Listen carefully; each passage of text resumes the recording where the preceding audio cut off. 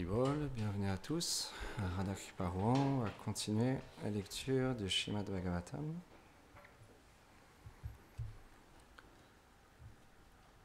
Om Namo Bhagavate Vasudevaya.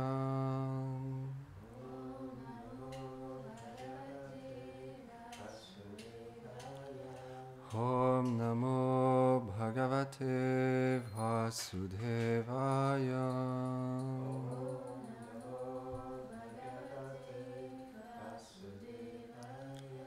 Om Namo Bhagavate Vasudevaya.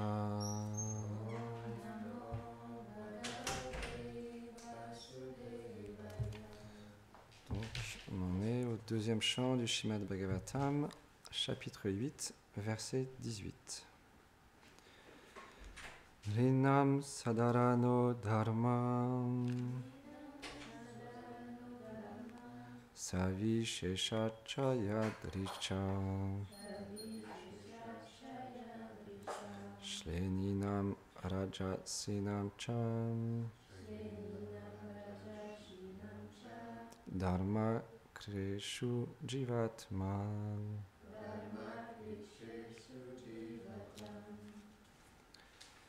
Traduction. Quels sont les devoirs religieux communs et les devoirs particuliers pour chaque division d'hommes? Quelles règles gouvernent les différentes occupations, notamment celles pour les rois et celles qui sont applicables dans des circonstances adverses? Commentaire. Le service de dévotion est pour tous les êtres, car la nature intrinsèque de l'âme est d'être une servante de Krishna. Le mot Savivisha se réfère aux devoirs prescrits qui sont attribués aux êtres vivants, selon leur naissance. Bien que les agriculteurs et les rois aient un devoir, ils doivent accepter d'agir exclusivement pour le Seigneur avec une pure dévotion dénuée de toute offense. C'est la raison pour laquelle Srila Vishwanath Chakravarti Thakur explique que cette question est favorable au développement de la dévotion. Mais quel est le devoir prescrit applicable dans une situation d'urgence, quand il est difficile d'agir selon son devoir?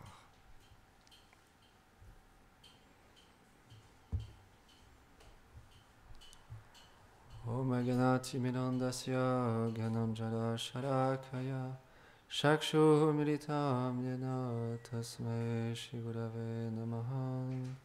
Namam Vishnu Padaya Krishna Preshtaya Bhutare Srimati Bhaktivedanta Swami Nitinamine Namaste Sarasvati Deve Gauravani Pracharine Nirveshesha Shunyavadi Pashyatya Deshatarine Jai Shri Krishna Chaitanya Prabhu Nityananda Shri Advaita Gadadhar Shivasadi Gaur Bhaktavrinda Hare Krishna, Krishna Krishna, Hare Hare, Hare Rama, Rama Rama, Hare Hare. Vrindaye Tulasi Devyaye Priyaye Keshavasya Cha, Krishna Bhakti Pratyadevi Satyavate Namo Namaha. Vanchakarpatarubhyacha, Kripa Sindhubhyahe Vacha, Patitanam Pavanebhyo. Vaishnaveyo Namo Namaha. Avant de commencer à parler, j'implore les bénédictions de mon maître spirituel ainsi qu'à Srila Prabhupada, toute notre filiation spirituelle, Govinda Maharaj, toutes les dévotes, les dévots ici assemblés, ceux qui nous écoutent, pour pouvoir parler sur le Seigneur Shri Krishna. Donc, ce sont des questions qui sont très importantes pour nous, parce que quand les Vaishnavas répondent à cette question, naturellement, ça remet tout en cause dans notre vie. Quand on réfléchit sur quel est notre devoir dans ce monde, et qu'on entend parler les Vaishnavas, qu'on entend les Saintes Écritures, alors naturellement, si on écoute avec attention et qu'on prend les 12 paroles des Vaishnavas et qu'on les place dans notre cœur, naturellement, on ne pourra plus agir de la même manière dans ce monde. Donc c'est difficile, parce que ça remet tout en cause. tout ce qu'on a appris depuis notre enfance, à l'école, au collège, au lycée, à la fac, et ensuite tout ce qu'on a pu apprendre avec notre association, parce que on apprend des choses suivant l'association que l'on a, et on accepte des choses et on rejette des choses. C'est ça, on va dire, la vie d'un être humain dans ce monde. Et il est plus ou moins influençable, parce que, comme on dit souvent, dis-moi qui tu fréquentes, je te dirai qui tu es. Donc l'association, c'est quelque chose de très important, et on a différentes associations depuis qu'on est très jeune. Donc on reçoit différents savoirs depuis très très longtemps. Mais la question qu'on doit se poser, est-ce que ce savoir qui nous a été transmis, est-ce que toutes les personnes qu'on a pu rencontrer dans notre vie ont répondu à cette question? Quel est notre devoir? Mais pour ça, on doit comprendre quel est notre devoir en tant qu'âme. Parce que dans la vie spirituelle, on comprend, c'est les premiers enseignements de Sri Krishna dans la Bhagavad Gita, qu'on est différent du corps. Parce qu'effectivement, si on prend cette question mais liée au corps, alors on va dire, mon devoir, c'est de m'occuper de mes enfants, c'est de travailler, c'est de maintenir mon foyer, de devenir une bonne personne, d'être, on va dire, un exemple pour la société. Et tout ça, ce sont des choses qui sont aussi un devoir. Mais, comme explique Gurudev dans le commentaire, il faut que ça soit lié au service de dévotion. Parce que ce devoir-là, ce sont toutes ces choses qu'on fait depuis tellement de vies et depuis tellement d'années dans cette vie même, sont des devoirs secondaires. Parce que, à la fin de notre vie, quand on va quitter notre corps, quand l'âme, elle va quitter ce corps pour aller dans un nouveau corps dans la vie suivante, toutes les relations qu'on aura avec ce corps, on les aura oubliées. Tout ce qu'on aura pu bâtir dans ce monde, on aura oublié. Toute la position qu'on a pu avoir au sein de notre travail, on l'aura oublié. Tout le compte en banque qu'on aura accumulé, il ne sera plus à nous. Donc, c'est les devoirs que l'on a, qu'on se donne soi-même avec ce corps, ce sont des devoirs qui sont temporaires et secondaires. Mais, comme explique ici ce verset, comme c'est expliqué dans ce verset, le devoir primaire, le devoir suprême, c'est de retrouver notre relation éternelle avec le Seigneur suprême, de comprendre qui nous sommes. Et pour ça, naturellement, l'écoute des saints Vaishnavas est essentielle, parce que entendre la philosophie et se dire, ok, pourquoi pas, il y a une autre réalité, je suis différent du corps, je suis une âme spirituelle, mais de ne pas avoir encore l'expérience que je suis différent du corps et que je suis une âme spirituelle, la foi qu'on va avoir, elle va être assez petite. Mais quand on prend association des sadhus, des Vaishnavas, des âmes réalisées, qui eux, quand ils disent « on n'est pas ce corps, on est une âme spirituelle », et qui la réalisent pleinement, qui l'ont pleinement réalisée, et qui la vivent pleinement au quotidien, là, ça a un impact dans notre vie. Là, ça peut toucher notre cœur. C'est pourquoi les Vaishnavas, comme Srila Rupa Goswami, ont mis tellement d'emphase sur Sadhu Sangha. Et Sadhu Sangha, ça veut dire Sadhu, ça veut dire le pur dévot. Celui qui est une âme réalisée. Celui qui n'est plus affecté par les trois gunas. La vertu, la passion et l'ignorance. Qui est complètement situé dans la transcendance. Bien qu'il est encore dans ce monde, il n'est plus dans ce monde. Parce qu'il a réalisé quelle est sa position éternelle dans la demeure du Seigneur. Goloka Vrindavan. Donc, naturellement, quand on entend à la radio, ou quand on entend à la télévision, ou dans les journaux, que dans ce pays, à tel endroit, dans telle ville, il y a un trésor inestimable. Il y a vraiment un trésor avec une valeur illimitée. Et si vous vous rendez à cet endroit, dans cette ville, et à telle adresse, vous pourrez trouver ce trésor. Si on ne se pose pas la question, mais quel est ce trésor? Un trésor, ça veut dire quelque chose de précieux. Tout le monde a lu ou regardé des films de pirates ou des histoires de pirates, et quand ils parlent de trésors, c'est un trésor caché au fond de la mer, naturellement, avec de l'or, avec une valeur grande, précieuse, quelque chose de très rare. Donc si on entend qu'il y a un tel trésor, naturellement, on voudra aller à cet endroit pour pouvoir découvrir quel est ce trésor. Mais on va être surpris, parce qu'on va s'attendre à un tel trésor matériel qui est de l'or ou des pierres précieuses ou des bijoux. Mais là, c'est un trésor vivant. Un trésor qui n'a en plus pas de valeur dans ce monde. Parce que c'est un trésor avec une valeur inestimable. C'est le sadhu. Parce que lui, quand il parle, il vit ce qu'il parle.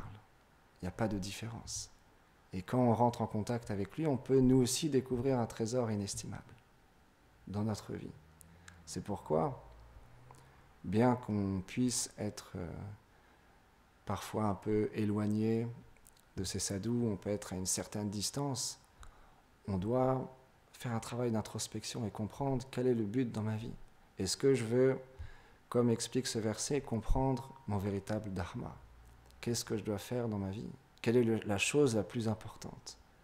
Et la chose la plus importante, c'est de venir écouter les sadhus, venir écouter les saints Vaishnavas, parce qu'ils viennent dans ce monde sous l'ordre de Radha et Krishna, pour nous aider à retrouver notre véritable nature, à comprendre quel est notre devoir premier, pas secondaire. Parce que secondaire, quand on expérimente des choses année après année, on comprend que dans ce monde, on ne trouvera pas plus de bonheur, de joie, d'amour. Dans ce monde, il y aura toujours une certaine limite. Bien qu'on peut, dû à nos actions passées, pieuses, avoir une certaine situation favorable, au moment de la mort, de toute manière, elle disparaîtra. Même cette situation favorable qu'on chérit tant dans cette vie, au moment de la mort, elle disparaîtra. Et quelle sera notre destination future? On ne sait pas. Donc ça vaut le coup de pouvoir rentrer en contact avec ce trésor qui est une âme réalisée, parce qu'il nous permettra de pouvoir être serein dans la vie, trouver la paix intérieure, trouver la joie de vivre, trouver l'amour que l'on cherche tant, parce que tout le monde cherche l'amour, mais pas un amour petit, un amour très grand. On dit quand Krishna il sourit, c'est un sourire océanique. Quand il rit, c'est un rire océanique. Quand il marche, c'est toujours une danse. Quand il parle, c'est toujours c'est une chanson. Tout est merveilleux avec Krishna. Et le sadhu, c'est ça qu'il vit. Quand il chante, quand il s'absorbe dans cette douce réalité, il vit cet amour océanique, infini. Et il désire qu'une chose, nous la partager, nous la transmettre. Donc c'est quelque chose en plus qui est gratuit, qui est très simple. Bhaktisiddhanta Sarasvati Thakur Prabhupada, il disait, j'ai besoin juste d'une chose. Vous vous asseyez et vous tendez grand vos oreilles, vous écoutez avec tout votre cœur, toute votre attention. Parce que les sadhus, ils ont conscience que quand ils parlent, ils peuvent toucher notre cœur et donc changer notre vie, changer notre conscience, changer notre manière de voir les choses, de voir quel est notre devoir véritable. Et petit à petit, de moins en moins, être attaché à ce devoir secondaire qui est lié à ce monde et à ce corps. Parce que ce devoir-là, il est très instable.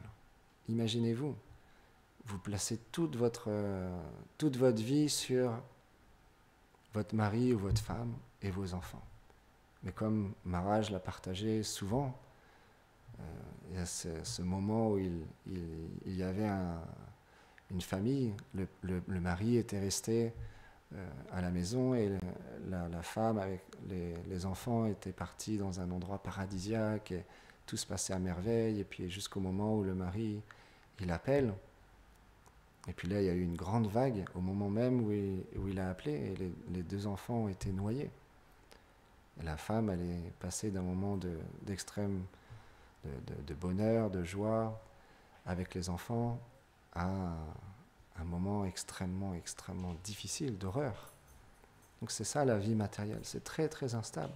Moi je me rappelle aussi, j'ai vécu ça. Quand j'étais très jeune, je ne sais pas quel âge j'avais peut-être 7 ans, 8 ans. Et un matin, on nous appelle, et j'étais dans le sud de la France, et il y avait un ami à nous, son fils, qui était très très jeune, et qui était assez fragile. Il n'avait pas beaucoup de force, parce que dans ce monde, on vit tous, on est tous avec une certaine nature, un certain corps, plus ou moins fort, plus ou moins faible, plus ou moins beau, ou pas, grand, petit, on est avec une certaine condition, un corps qui a une certaine condition. Et cet enfant, il était très faible, et il jouait dans une piscine gonflable avec très peu d'eau. Il était avec un manteau, et à un moment donné, il est tombé dans l'eau, et il n'a pas pu se relever, et il a quitté son corps. Il devait avoir 3 ou 4 ans. Naturellement, tous les amis sont venus, moi je suis venu avec mes parents, et j'ai vu cet enfant, qui était tout bleu, allongé sur le lit. Ça fait bizarre de se dire que en un instant, si jeune, il est parti. Donc c'est un monde qui est très très instable, très insécure. Et naturellement, quand on dit ça, parfois on peut penser, oh, les Vaishnavas, la philosophie Vaishnava, elle est très négative, elle est très, on va dire, pessimiste. Parce que la vie dans ce monde, elle n'est pas si horrible que ça. Il y a quand même des joies dans ce monde, il y a un certain bonheur dans ce monde. Pourquoi il parle comme ça? Parce qu'on est réaliste. On est réaliste et parce qu'on place justement, grâce au Vaishnava, notre vie, non pas sur le dharma, le devoir de notre vie, sur l'aspect secondaire, mais sur l'aspect premier. On veut découvrir qui nous sommes. On veut réaliser quelle est notre position éternelle, parce que on a compris qu'on a été dans ce monde depuis tellement de vies. On a accumulé tellement d'impressions depuis tellement de vies. Et on a envie de cesser ce cycle des morts et des renaissances. Et pour ça, on prend refuge dans les sadhus. On prend refuge dans le Saint-Nom, dans le Dham, dans le service, dans les Saintes Écritures et dans Krishna. Parce que ils sont notre seul refuge. Comme Nitai Das parlait l'autre jour, qui est notre véritable ami dans ce monde, à part Krishna et les purs dévots? Personne. Parce que où sont nos relations qu'on chérissait tant il y a quelques années? Ils ne sont plus là aujourd'hui. Moi, j'avais peut-être 7, 8 amis où on était comme ça, comme des frères. On se voyait tous les week-ends. Tous les week-ends, on jouait au foot, on jouait au volleyball, on jouait aux jeux vidéo, et on s'amusait bien. Et jusqu'à temps, d'année en année, chacun a eu des désirs différents. L'un est parti à gauche, l'un est parti à droite. Plusieurs se sont réunis au même endroit, ils vivent ensemble dans une communauté dans le sud de la France. Et ils ont fait leur choix. Et moi, j'ai fait mon choix de rester ici, au temple, avec mes frères et mes sœurs et mon maître spirituel, et de pouvoir, jour après jour, aller de plus en plus proche de ma vérité. Mais c'est mon choix. Mais j'ai plus ces relations que je chérissais tant. Pour moi, à l'époque, c'était impossible même d'imaginer un seul instant que je me sépare d'eux. C'était impossible. Je ne voyais pas l'avenir sans eux. Je me voyais vivre en communauté, dans une autre communauté, à la campagne, chacun avec sa femme, ses enfants, et qu'on ferait des kirtans ensemble, on organiserait des festivals ensemble, on irait distribuer des livres ensemble, faire des harinam, distribuer du prashad, et on vivrait comme ça ensemble toute notre vie. C'était mon plan. Mais Krishna a décidé autrement. Parce que c'est comme ça. Le monde dans lequel on vit est très instable. Il n'y a aucune garantie. Aucune garantie. C'est pourquoi on devrait, avec le plus grand soin, quand l'opportunité se présente à nous, si on habite à 30 minutes, 10 minutes, 1 heure de l'endroit où il y a un trésor très précieux, d'une valeur inestimable, prendre l'opportunité de venir même 1 fois par semaine. Écoutez les saints Vaishnavas. Écoutez même les apprentis Vaishnavas parler de Krishna. Parce que ça fait du bien, ça nourrit notre cœur, ça nourrit notre âme. L'association physique, elle est importante. Bien qu'on enregistre ces conférences et qu'on les met sur YouTube, et c'est bien de pouvoir les suivre et les écouter quotidiennement, mais au moins 1 fois par semaine. Si ce n'est pas possible de venir tous les jours, au moins 1 fois par semaine, venir prendre l'association physique des dévots et de Gurudev. Parce que c'est quelque chose de très important. On a besoin de nourrir notre âme, on a besoin aussi de s'entraider, cultiver les relations. Parce que les relations à distance, c'est plus compliqué. Si on se voit très peu, naturellement, les liens vont être plus difficiles, plus compliqués. Parce que plus il y a de distance, plus il y a de filtres. Maintenant, ça se passe à travers, comme Gurudev avait expliqué l'autre jour, c'est maintenant notre sécurité, c'est le téléphone. Il faut qu'on ait notre téléphone toujours avec nous. C'est notre outil. On peut dire maintenant, c'est devenu le meilleur ami du monde entier. Chaque personne a son meilleur ami dans sa poche. Et c'est avec cet outil qu'il relationne maintenant avec tout le monde. Et c'est bien, c'est un outil que maintenant on utilise aussi d'une manière positive. Mais les relations physiques, personnelles sont aussi essentielles, sont aussi très importantes. Et spécialement le Dham, le saint lieu. C'est expliqué. Le lieu saint où la déité se manifeste ne sont pas des lieux ordinaires.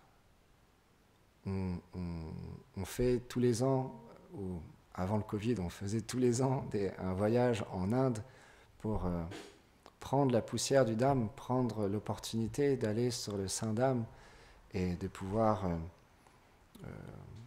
être en contact avec le lieu saint où Krishna a été.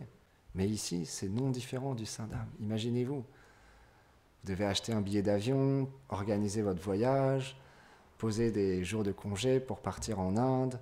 Et en plus, en Inde, il y a quand même bien que ce soit le Saint Dham, il y a quand même une certaine austérité. Pour ceux qui ne sont jamais allés, ils ne peuvent pas comprendre, mais pour ceux qui y sont déjà allés, ils le savent très bien, c'est qu'en même temps, c'est très extatique, mais en même temps, il y a une certaine austérité qui est là. Purification et austérité. Parce qu'il y a du bruit, il y a du monde, il y a certaines odeurs, il n'y a pas le même confort qu'en France, donc il y a une certaine austérité. Mais ici, tout est là. Tout est bien organisé, propre, agréable, joli et transcendantal surtout. Parce que les déités sont là. Elles sont venues pour nous. Je me rappelle, il y a quelques années, Gurudev avait donné une classe justement très, très puissante, très belle, pour nous faire comprendre que les déités, elles sont venues pour nous aider. Elles ne sont pas venues pour rien à Saint-Étienne-du-Rouvray. C'est parce qu'il y avait des personnes autour qui avaient le potentiel de se connecter à Krishna et au service de dévotion. Et on ne doit jamais l'oublier. Donc naturellement, plus on réalise ça dans notre cœur, plus on va vouloir, désirer créer une relation avec les déités. Créer une relation avec le Vaishnava qui est à l'origine de ce merveilleux temple et des dévots qui font du mieux qu'ils peuvent pour offrir un service aux déités et aux Vaishnavas dans ce temple, pour permettre aux êtres de découvrir qui ils sont, de pouvoir comprendre quel est leur véritable devoir dans cette vie. Parce que la vie, elle passe tellement vite. Le corps vieillit à chaque instant. Il y a quelques années, j'avais aucune douleur au genou. Et maintenant, j'ai des douleurs au genou. Que dire dans 10 ans? Ça sera beaucoup plus. Mais c'est comme ça. Je ne vais pas m'arrêter de faire mon service parce que j'ai des douleurs au genou, parce que je commence à vieillir. Non. On réadapte les services en fonction de notre corps. Et on agit de différentes manières et on diminue certaines choses qui ne sont plus possibles physiquement pour faire d'autres choses. Mais on n'arrête jamais de servir. On ne peut pas arrêter de servir. Parce que c'est notre devoir. C'est notre condition réelle que de servir. C'est la nature même de l'âme que de servir. Elle n'est pas faite pour autre chose que servir. Donc comment on pourrait arrêter de servir? C'est pas possible. Sinon, on se déconnecte graduellement, petit à petit, de la miséricorde et de l'opportunité de toucher le cœur des Vaishnavas et de rembourser notre dette qui est tellement immense. Imaginez-vous, Srila Prabhupada qui est venu dans les années 60 de l'Inde aux États-Unis, à New York, dans un lieu très très différent de l'endroit où il vivait. Imaginez-vous, il vivait à Radha Damodar, à Vrindavan, au pied du Samadhi de Srila Rupa Goswami. J'écoutais ce matin un Vaishnava, il expliquait qu'un sadhu, une fois, il avait entendu des pleurs dans la nuit. Parce que Srila Prabhupada, il se préparait, il méditait beaucoup sur l'instruction de son maître spirituel. Son maître spirituel lui avait demandé, tu parles anglais, pourquoi ne veux pas-tu partager ce message de Shri Chaitanya Mahaprabhu à travers le monde en anglais? Et il méditait beaucoup sur cette instruction. Et les années passaient, il méditait. Et un soir, il était à l'extérieur, au pied du Samadhi de Srila Rupa Goswami, à Vrindavan, avec une petite balayette, et il enlevait la poussière devant le Samadhi de Srila Rupa Goswami et il pleurait. Et ce sadhu a entendu les pleurs de Srila Prabhupada. Il est sorti dans sa véranda et il a vu de ses yeux Srila Prabhupada en train de faire ce service. Donc, Prabhupada a quitté ce lieu pour nous. On ne pourra jamais oublier, jamais rembourser la dette que Srila Prabhupada a fait pour nous. C'est impossible. Ce qu'on peut juste faire, c'est continuer à servir. Continuer à essayer de faire quelque chose du mieux qu'on peut. Parce que lui-même l'a dit. Imaginez-vous lui-même quand il est arrivé, on l'a lu la dernière fois à Boston, quand il est arrivé sur place et qu'il a vu de ses yeux l'environnement dans lequel il se trouvait à ce moment-là. Waouh, c'était le choc pour lui, un Nityasiddha, un pur dévot. Et il a pris refuge en Krishna. Alors tu m'as amené ici, fais-moi danser à ta guise. Donc naturellement, on doit toujours continuer à prendre refuge des Vaishnavas, continuer à prendre refuge en Krishna, mais continuer aussi à aider les êtres à se connecter à leur vérité. Parce que on le sait au plus profond de notre cœur, les êtres dans ce monde souffrent, même s'ils ne voient pas, même s'ils sont recouverts par une certaine illusion, ils ne peuvent pas être dans une autre situation que déconnectés de leur réalité. Donc c'est notre devoir que de continuer à faire des plans, continuer à faire de notre mieux qu'on peut, du mieux qu'on peut, à essayer de faire quelque chose pour aider les gens, les connecter au service des dévotions, leur permettre d'écouter notre maître spirituel, d'écouter nos frères et nos sœurs parler sur Krishna. C'est quelque chose de tellement, tellement important. Et continuer à faire notre service quotidien. Et s'entraider les uns les autres à améliorer nos relations, améliorer comme Prabhupada l'a dit avant de quitter ce monde, coopérer les uns avec les autres, à améliorer cette coopération les uns avec les autres, pour pouvoir faire en sorte que ce lieu soit un lieu que le monde entier désire venir. Le monde entier désire habiter dans ce monde, côtoyer ce lieu. Et ça, c'est la responsabilité de chacun d'entre nous. Et c'est pourquoi Gurudev, il explique tout le temps qu'on doit toujours faire un travail d'introspection en nous-mêmes pour s'améliorer de plus en plus. Gop Yamanande Haribol.